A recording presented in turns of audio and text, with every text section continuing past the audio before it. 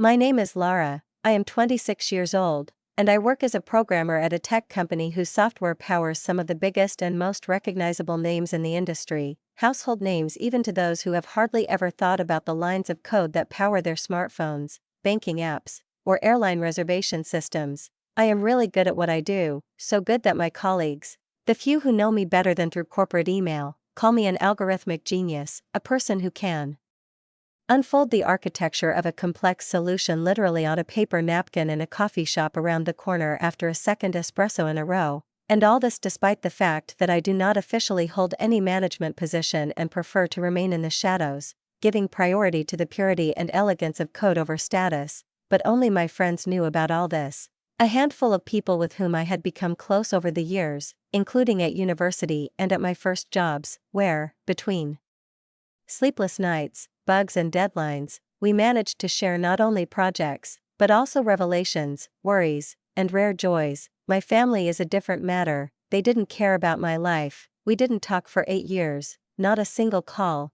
not a single letter, not a birthday greeting, and certainly not an attempt to find out how I live or breathe. In their eyes, I disappeared, and perhaps they were happy with this disappearance. That's why, when one ordinary Tuesday evening my phone suddenly vibrated on the kitchen table, I almost dropped the fork with which I was sluggishly finishing a bean salad.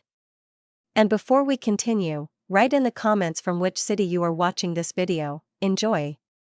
A name appeared on the screen that I hadn't seen for over a year, Sarah, my cousin, the only relative who had my new number. I gave it to her, casually, in a moment of rare weakness, in response to her New Year's greetings. "Hi, Lara," she said, the excitement in her voice evident. "Your parents, they're looking for you. They want you to come home for Christmas." I almost dropped the phone. It seemed as if all the sounds in the apartment had disappeared, as if the air had been sucked out of the room. "That was 2 months ago," she continued, "and now they're looking for me. They're asking everyone who had any connection with you." "What do you mean, looking for me?" I asked, slowly sinking onto the old, worn sofa where I spent my evenings watching soap operas or reading technical documentation. "They've asked the neighbors, their grandmother, even my mother, whom they haven't called in ages. It seems they really want you to come this year." I stared at the ceiling, at the faded white squares with the web of cracks that I knew by heart, trying to process what I had just heard. My parents had never tried to find me before, not a single attempt, not a letter, not a message on social media, nothing. "Okay," I heard myself say, as if from afar, "tell them I'll be there." Sarah hung up and there was absolute silence. I sat in the dim light of my rented apartment, lit only by the dim light from my laptop screen, and suddenly the memories came crashing down on me, vivid, painful, sharp, in the way that only memories of childhood can be, where instead of warmth and support there was only the cold shadow of disappointment and eternal comparison with someone else. I had always been a strange child, not the right kind, not the kind you bring to birthday parties to show off to your friends. I didn't know how to make friends, didn't know how to speak properly, didn't know how to be convenient. It was easier for me to sit in a corner with a book, immersed in a fictional world where at least the characters understood each other, than to try to fit into other people's conversations, full of empty jokes and loud voices. My parents even took me to a psychologist when I was 10. They thought there was something wrong with me, that I was somehow defective. The psychologist, a woman in her 40s with piercing eyes, seemed almost like a sorceress to me then. I think her name was Dr. Catania. I was 12 when she finally met my parents to share her observations. I remember sitting in the corner of a leather chair, trying to make myself smaller, almost invisible, while she spoke calmly but firmly. "A lot of Lara's problems stem from emotional abandonment. You clearly favor your eldest son." My parents' reaction was predictable, a flurry of indignation, denial, phrases like "we love both children equally" and "you don't know us." But Dr. Catania was right. I knew it, they knew it, it was just that no one wanted to admit it. My brother David was the embodiment of everything my parents wanted: sociable, brilliant, self-confident. He attracted attention from an early age. Like the sun around which the entire family system revolved, he was 3 years older and treated me like an annoying fly that could not be squashed, but which could ruin the day. My parents were dazzled by him, they saw in him the future, the pride, the continuation of the family line, while I was background noise, an inconvenient girl with problems. Even my grandparents, my mother's parents, made no secret of which of the grandchildren they were closer to. David received expensive toys, electronics, a bicycle for his birthday. I was something random and obviously secondary, a cheap doll that broke. After 3 days, a book without a cover, but the worst were family holidays. David was brilliant, he told stories, joked, gathered guests around him, like an artist basking in applause, and I sat in the corner, unnoticed, silently picking at my plate and praying that no one would pay attention to me. It was in those years that I first felt that I did not belong here, but then I also found my refuge. Programming. After school, I signed up for a computer club, and for the first time in my life, I felt that I was in the right place. The other children there were just like me, quiet, focused, withdrawn, and they, like me, felt much more comfortable among machines, code and logic than in the world of people, full of contradictions, judgments, and false warmth, from which I always wanted to hide, curl up into a ball and disappear. In this club I felt for the first time that I was not alone, that my silence was not a flaw but a form of presence, and that my thinking, my interest in structures, algorithms, in how things are arranged and how they can be arranged was not an oddity but a strength that others here valued and respected. We became friends, real friends, not imposed by parents or the neighborhood, but built on a common perception of the world, on long nights spent assembling computers, analyzing problems and failures, persistently trying to understand how to make a program work, even if this meant rewriting it from scratch 10 times. One of the guys, Nick, helped me assemble my first real computer, not a ready-made one bought in a store, but assembled from old parts thrown out by other people, with a scratched case, a cracked power button, but with perfectly working internals, which we sorted out like surgeons, with awe and passion. It was then that I felt something light up inside me that would never go out, a desire to create, to solve problems, to build a world where everything worked as it should. I started programming at home, for long periods of time, late into the night, sometimes forgetting to eat, losing track of time, immersing myself in learning languages, logic, data structures, reading everything I could find in the school library and on the internet, looking for forums, tutorials, problems that no one in the class could solve, but which I, over time, began to understand and even anticipate. My computer science teacher, Mr. Chen, a silent, insightful man with eyes that reflected fatigue and wisdom, noticed my progress and said one day, after keeping me after class, "You have real talent, Lara, don't let anyone make you doubt it." I remembered these words for the rest of my life, because he was, perhaps, the first adult who saw something valuable in me. When I turned 16, I already knew exactly what I wanted. I would go to college, I would become a programmer, and I would build my life in such a way as not to depend on anyone's whims or on parental approval, which I would never achieve anyway. At that time, David had just entered an expensive private college in another state, where his education, without any discussion, was fully paid for by his mom and dad, who bought him the latest laptop, rented him an apartment, and even gave him a car, so that he wouldn't waste time on the bus. And then came the family dinner that changed everything. It was one of those gatherings where all the relatives were present, aunts, uncles, cousins, noise, laughter, the smell of roasting meat and fresh buns, a feast full of loud conversations in which, as always, I did not participate, remaining in the shadows, watching and listening, until Dad, raising his glass, said with a solemn intonation, "We are so proud of David," and his voice rang with pride, and his eyes shone like a man who had achieved everything he wanted. Everyone applauded, someone exclaimed bravo, someone added he will go far. Someone raised a second toast to his dreams of entering the state university, where he was going to transfer next year. Then my mother turned to me with a half-smile that I recognized as something icy, and said, "As for Lara, we don't have the money for her education. After she finishes school, she'll have to get a job." The room went silent, and Uncle Giuseppe, our resident clown at family gatherings, laughed, slapped his knee, and blurted out, "Hey, I could use a dishwasher in my cafe." Everyone laughed, even my parents. They laughed. I sat there, feeling my face heat up, my throat tighten, my insides turn cold with humiliation, loneliness, anger, and I said nothing because I didn't know what I could say that would matter. The day after graduation, my mother knocked on my door without looking in and said, "You need to start looking for a job," and then, after a pause, added, "And frankly, you should find a place to live." "It's time already, I'm leaving already," I answered. Without turning around, what they didn't know was that I had already been accepted to one of the best technical colleges in the country, to a prestigious computer science program with a full scholarship, free tuition, dorm room, food, all expenses covered by my grades, tests, and the project I submitted to the competition, but I didn't tell them. Why? For whom?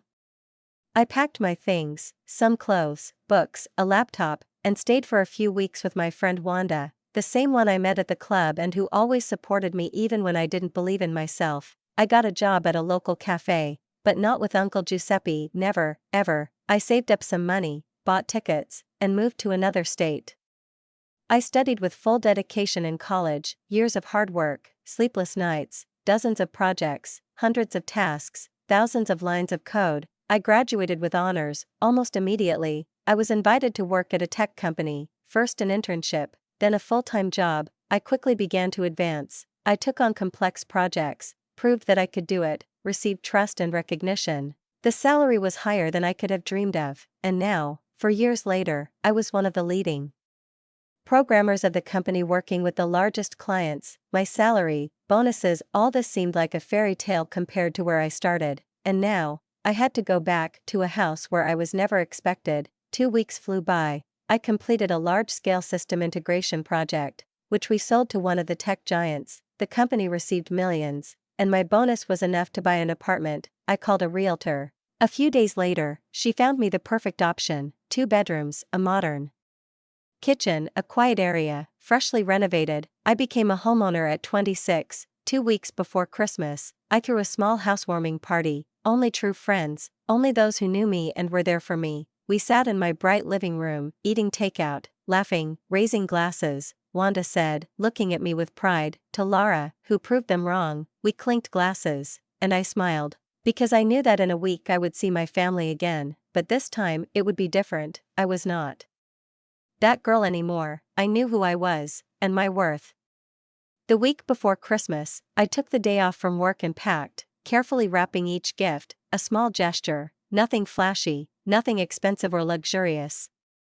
Because I didn't want them to see how well I was actually doing, not because I was ashamed, but because I knew that anything I showed would be seen as a challenge, a reminder that I had achieved this despite them, not because of them. The drive to my parents' house took 6 hours. The road that seemed endless in my youth now flew by in silence, accompanied by slow instrumental compositions, accompanied by my thoughts, replacing each other, like landscapes outside the window. Doubts, anxiety, anger, fatigue, then anxiety again. Having pulled up to a familiar 2-story house in the colonial style, I involuntarily lingered my gaze on its facade, dilapidated, faded, with peeling paint on the shutters, with sagging drainpipes, with a slanted porch in need of repair. 8 years of silence, 8 years of absence, and it seemed that the house itself expressed it better than words.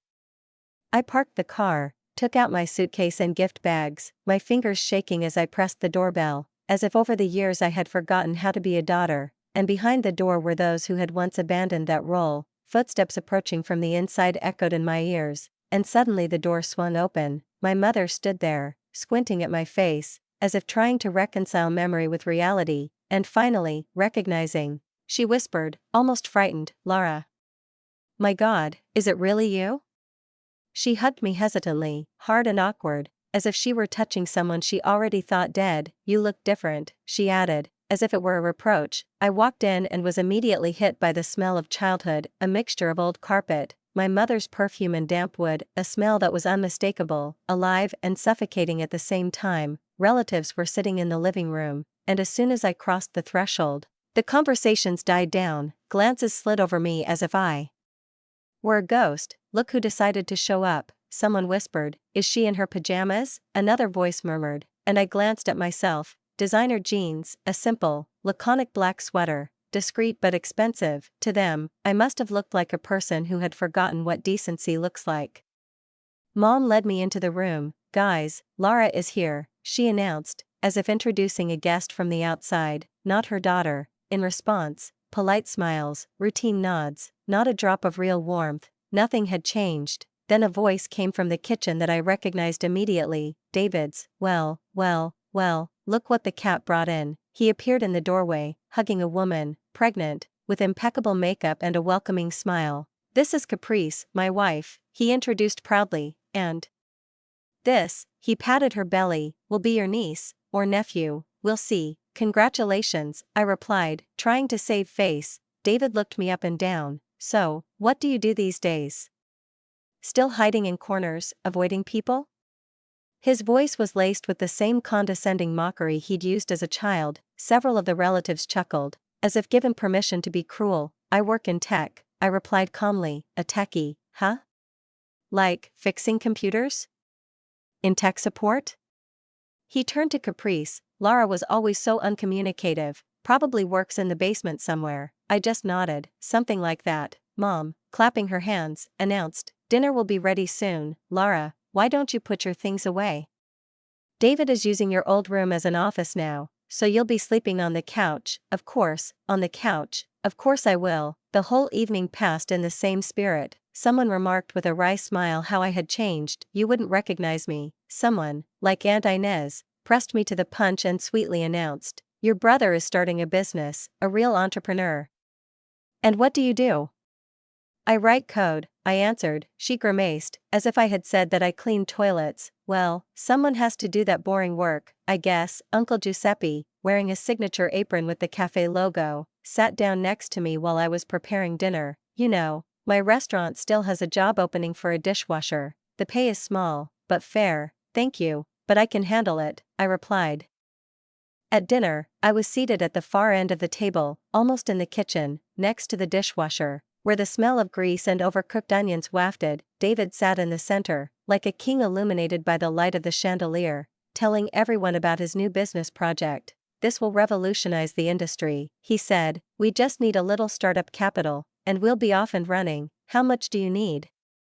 Dad asked, without looking up. About 200,000 to get started. I almost choked on my water. 200,000 for an idea that I had already heard 10 times from different startups, all of whom then disappeared, leaving behind only empty presentations. We'll think of something, my mother said, putting her hand on his palm. Family helps family. After dinner, when the guests began to gather, put on coats, say goodbye, hug. My mother led me to the sofa and pointed to a pile of bed linen. It will be comfortable here, she said, as if making excuses. I nodded, sat down, and then lay down and lay for a long time in the darkness, in the semi-darkness of the living room, staring at the ceiling, listening to the floorboards creak under the feet of people leaving, to the doors closing, to the voices fading, to the house falling asleep.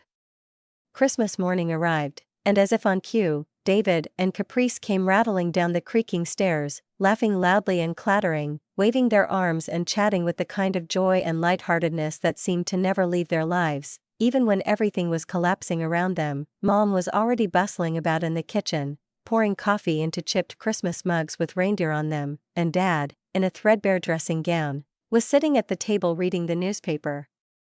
As if it were just another morning, no different from hundreds of others. It's time, David shouted with the pathos of a master of ceremonies, and everyone, as if on cue, laughed, as if it were an obligatory part of the performance. We gathered in the living room by the Christmas tree, modest and crooked, decorated with old toys from my childhood, with a garland on which a third of the bulbs were out. I watched in silence as they unwrapped the carefully wrapped presents I had bought for each of them, selecting them with careful delicacy. A handsome wristwatch for Dad, formal but stylish, a designer handbag for Mom, deep burgundy and soft leather, and expensive, carefully selected baby items for David and Caprice, little suits, booties, a warm handmade blanket. Oh, they're lovely, Mom said, fingering the folds of the bag with that expression on her face that was a mixture of surprise and suspicion. They must have cost you a fortune. Not quite, I answered neutrally. At last, everything was open. The paper was scattered, the boxes were emptied, only one present remained, the one intended for me. I looked around expectantly. Silence. Mom's face was distorted with exaggerated shock, theatrical, unnatural. Oh, no, Lara, we completely forgot to get you anything. David immediately burst out laughing, throwing his head back, just like he used to do when I was a child, sobbing under the stairs because my birthday was remembered a day late. Remember how you cried then? The whole day, like the world had collapsed. Caprice giggled, hiding her smile behind her hand. Dad snorted, not looking up from his mug. They were laughing at me, openly, loudly, without shame. Yeah, David continued, don't cry now, you're an adult now. And that's when I felt it, not pain, not resentment, not the usual aching sadness that squeezes your chest. No, it was clarity, pure, cold, sharp, like glass. I stood up. I'm not going to cry, I said calmly. Actually, I just bought myself a pretty nice present. I opened my purse and took out my keys, and the silver keychain with the company logo, polished to a shine, caught the morning light and reflected it right onto Mom's face. She frowned, as if trying to make it out. What is this supposed to be? The keys? To my new apartment, I answered, looking her straight in the eyes. I bought it last week. The room instantly went silent, as if someone had turned off the sound. Bought an apartment? Dad repeated, his voice becoming cautious. How? With money, I said, from work. My company just sold a system to one of its biggest clients. I'd grown into a major tech corporation. My share was pretty good. How good? Mom asked sharply, her voice shaking, but not from joy, from tension. I shrugged. About $150,000. The silence was so thick you could hear the radiator clicking behind the wall. David's jaw dropped. Caprice's eyes widened, her hands slowly sliding down from her stomach. Mom and Dad looked like I'd just told them I'd won the jackpot but forgotten to tell them. $150,000, Mom repeated, as if she was trying to fit the number to my face. What kind of job pays that kind of bonus? I told you so, I replied calmly. I'm a programmer. I work on projects for Fortune 500 companies. We develop complex enterprise solutions, optimize infrastructure, and security. I specialize in distributed systems and machine learning. Dad leaned forward in his chair, steepling his fingers. How long have you been making that kind of money? Since I graduated from college, I replied slowly. Bonuses vary, but I've been making six figures for years now. Mom stood up, walked over to me, and suddenly her face broke into a wide, unfamiliar, almost unrecognizable smile. Honey, why didn't you tell us sooner? We're so proud of you. The change was instantaneous, like someone had flipped a switch. Dad raised his eyebrows and nodded solemnly. Yes, our daughter is a programmer. David, have you heard? She works with big companies.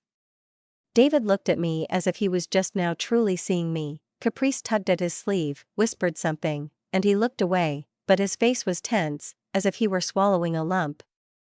So, Mom settled down next to me on the couch. Tell us about your apartment. How many bedrooms does it have? 2 bedrooms, 2 baths, I replied, in a good neighborhood, close to work. That's great, she murmured, and patted my knee, as if we had just made up after a minor argument. You know, we should go away sometime. Family sticks together. I almost laughed, but I held it in. Family sticks together. The same people who couldn't find my phone number for 8 years, who sent me to sleep on the couch, who laughed at my pajamas. Actually, I said, standing up, I have to go. It's a long way. Home? No. Mom grabbed my hand. You just got here. Stay a little longer. We have so much to catch up on. Dad nodded vigorously. Mom's right. We haven't even had a proper conversation about your work, about all this. I looked at them, at the people who had once pushed me aside as an unnecessary detail, and went to pack my things. A hurried whisper came from the living room when I returned to the hallway with my suitcase, not yet having time to fully realize how relieved my decision to leave had been. I saw that they were all already lined up almost in a row. Mom, Dad, David, and Caprice, with forced smiles, as if preparing for some pre-rehearsed performance, and their faces showed not so much joy as anxiety, tense anticipation, like people who are afraid that they are missing an opportunity that they will never be able to get back. Before you go, Dad began, looking around the room and as if he was about to say something important. We need to discuss David's business. I looked at him silently, feeling the familiar contraction starting somewhere inside. Here it is, the real face of care, as your brother said, he continued. He needs startup capital, and since you are doing so well, David, emerging from behind his father, came closer, with an expression of conviction and businesslike efficiency that looked as if he had rehearsed it in front of a mirror. This is a reliable investment, he said, looking me straight in the eye. You will get the first floor. Everything is transparent. We have already thought of everything. How much? I asked, point blank, without unnecessary emotion. Only 200,000, he answered with a slight grin. With your income, this is nothing, right? I looked from one face to the other. Mom, standing slightly behind me, smiling warily. Dad, His arms folded like a judge awaiting his verdict. David, full of confidence and caprice, trying to look modest but still raising her eyebrows as if she knew I had to say yes, and I thought of how, 8 years ago, these same people had laughed at Uncle Giuseppe's public offer to take me to work for him as a dishwasher, and of Mom knocking on my door the morning after graduation, telling me it was time to find a job and a place to live. No, I said, clearly, evenly, without a hint of hesitation. The word hung in the air like a gunshot. The smiles disappeared. What do you mean no? Mom asked, her voice breaking into a demanding whisper. No, I won't give you money, I repeated. But we're family, Dad interjected, stepping forward. Family helps family, right? Really? I raised my eyebrows. Where was this family when you told me I should get a job as a dishwasher? Where was it when you threw me out on the street on graduation day? That was different, Mom tried to explain. We didn't have the money then, but you had money for David's college, I reminded her. He showed promise, she snapped, but then tried to soften her expression. We thought you'd be better off if you worked. Well, anyway, I have to go. I picked up my suitcase. You're selfish, David began, but his voice broke. After everything this family has done for you. What exactly have you done? I turned to them. You raised me, fed me, clothed me, gave me a roof over my head. Yes, you did the bare minimum, but every day you made it clear that I was superfluous, that I was a mistake. I stepped toward the door, my suitcase creaking on the wooden floor. They followed me, arguing, reminding, threatening, accusing. You will regret this, Mom called out. When you need it, don't come back crying. I won't, I said, and I meant it. I drove away, without looking back, without allowing myself to doubt. My phone vibrated before I even hit the highway. The name on the screen changed. Mom, Dad, David. I declined each call. Then the messages came. Please think again. David needs this opportunity. Mom wrote, don't be stubborn. This is about family. Dad sent, you owe us. Think about how much we've done for you. David wrote. I pulled over, got out of the car, took a breath of cold air, looked at the lights in the distance, and, feeling nothing, opened my contact list and blocked each of them. Back at my apartment, I poured a glass of wine and sat on the balcony, wrapped in a blanket, watching the city lights flicker below me, the streets come alive, people running errands as if the world belonged to me and only me. My phone vibrated again. It was Sarah. I heard what happened. I feel sorry for them. Don't, I replied. This is the best Christmas present they could have given me. Freedom, freedom from guilt, from having to earn their attention. Sarah sent a laughing emoji. Your mom is already telling everyone you're selfish and ungrateful. Let her talk, I wrote. That night, I slept peacefully for the first time in a long time, in my bed, in my apartment, knowing that I no longer had to pretend, no longer had to explain myself, no longer had to prove my worth to people to whom I'd never mattered. The next morning, my phone was blowing up with messages, but not from the people I'd already blocked. They were aunts, uncles, cousins, people I barely remembered, people who'd never called until I'd given up being the victim. How could you abandon your family?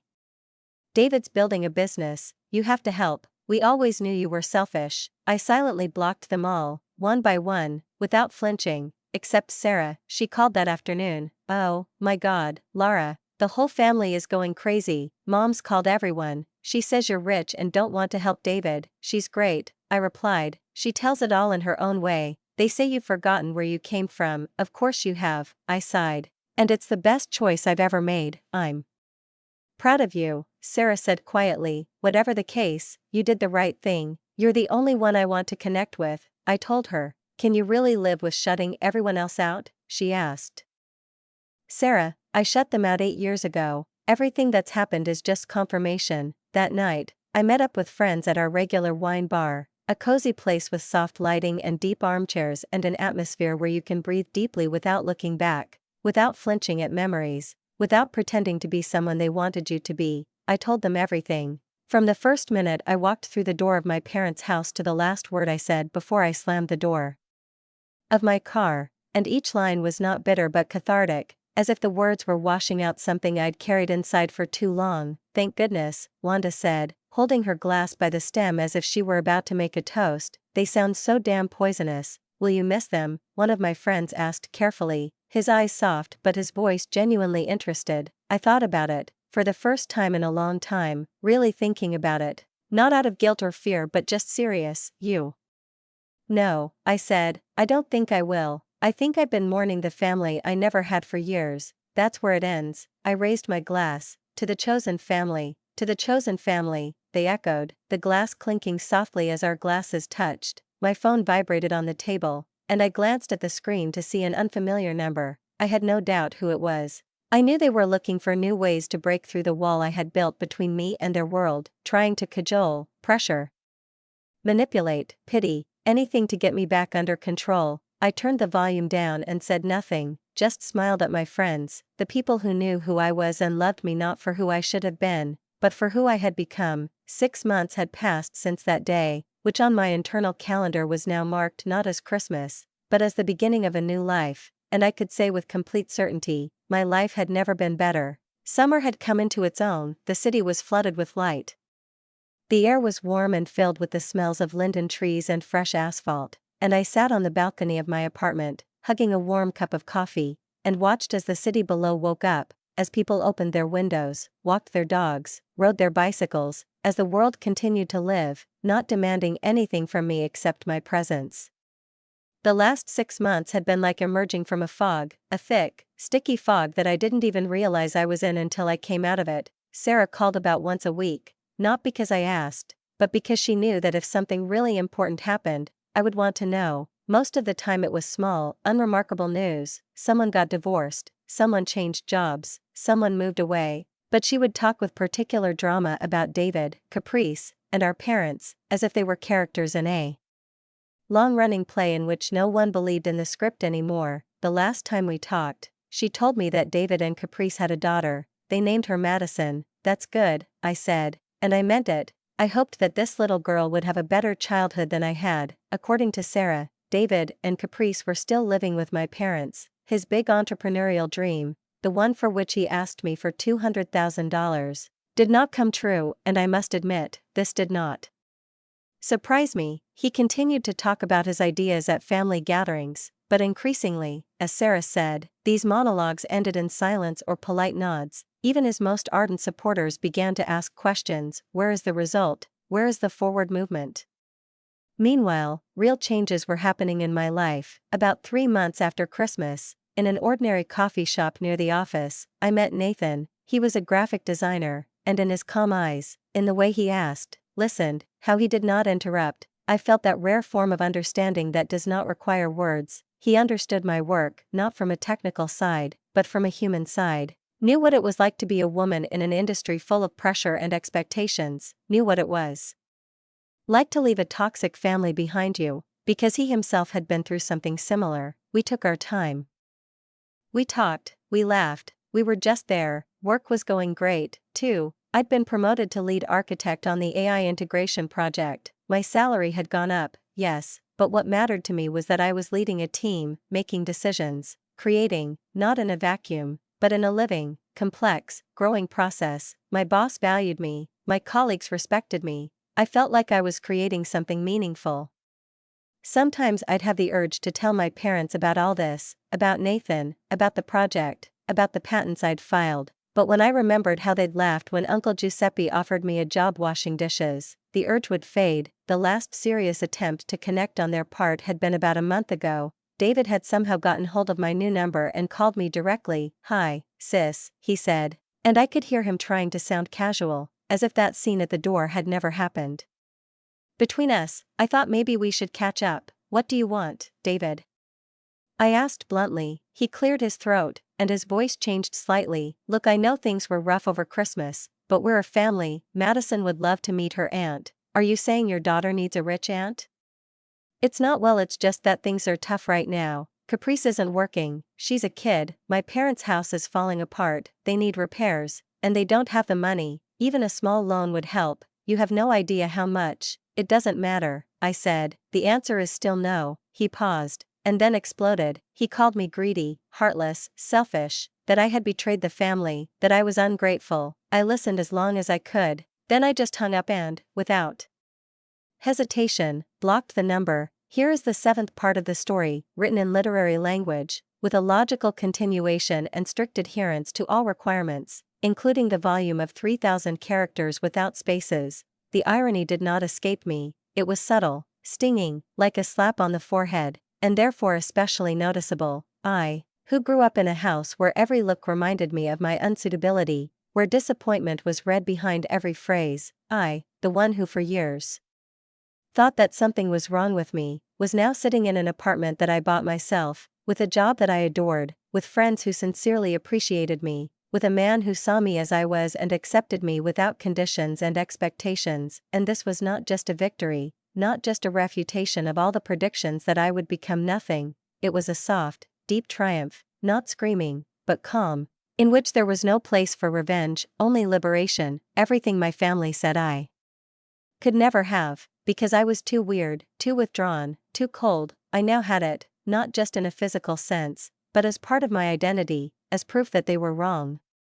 My success was not only financial, although I admit it was nice not to count pennies and to be able to indulge myself, but above all it was emotional. I built my life around respect, love, understanding, those things that I had always lacked so much. These were relationships based not on duty, not on habit, not on guilt, but on a sincere choice to be there. Sarah, casually, told me that my former bedroom, the very room where I dreamed of running away for hours, where I cried into my pillow.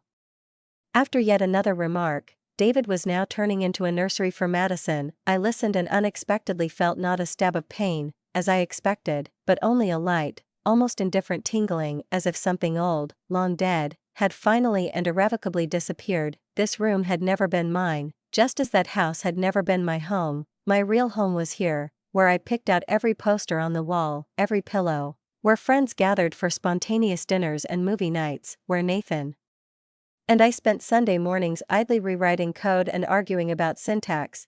This was the life I had built, brick by brick, while my family was busy telling me I would never amount to anything. Sometimes they still tried to get through to me through so-called intermediaries, old acquaintances, distant relatives who had apparently been recruited to be the voice of reason. The one I remember most was a voicemail from Aunt Inez, in which she said, with the poignancy of a cheap soap opera, "Family is forever, Lara, you can't just walk away." But I had already left, and with each passing day, I became more and more convinced that I had made the right choice. Nathan and I were planning a trip to Japan next month, all planned out: Japanese lessons, local restaurant picks, a list of temples and gardens we wanted to visit. When I posted a photo of our notes on social media, pages covered in kanji, itineraries, lists, Sarah told me that my mother had somehow seen it in her cousin. "It's so normal for you to spend money on a vacation instead of helping your family," she told me my mother had said. "Good," I said, "maybe someday they'll realize I'm not coming back." Last week, my boss called me into his office. I was a little tense, a reflex from the old days when any call meant trouble, but he smiled, asked me to sit down, and said they wanted to promote me to head of the entire engineering department. The salary, well, it was firmly in the top 1% of people my age. "You deserve it," he said, "your work speaks for itself." I called Nathan, then friends. We went out to celebrate, to our favorite sushi place, where they always give us free tea, and we ordered more than we could eat because it was a celebration. We toasted new beginnings, freedom, chosen family. Wanda, as always, couldn't resist. "I wonder how much your parents' temples ache every time your bank account gets full." "Let them feel whatever they want," I said, "they won't get a penny."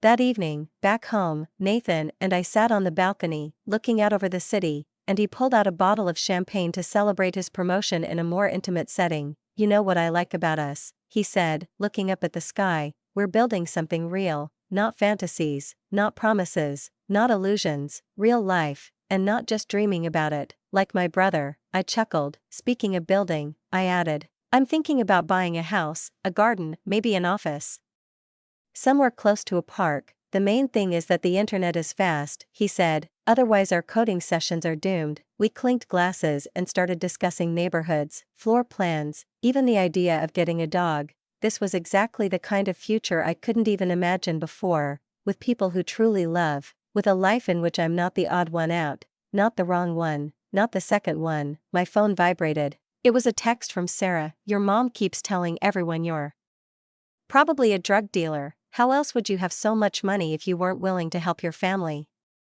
I showed the text to Nathan, and we both laughed out loud. "Should I tell them the truth?"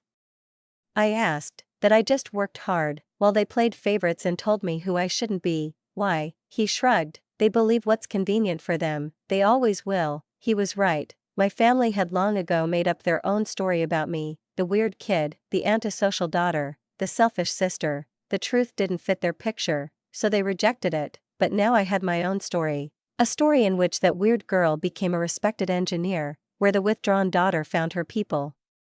Where the selfish sister learned that taking care of herself wasn't a betrayal, but a necessity. Write a comment what you think about this story and don't forget to subscribe to the channel and like it. See you soon.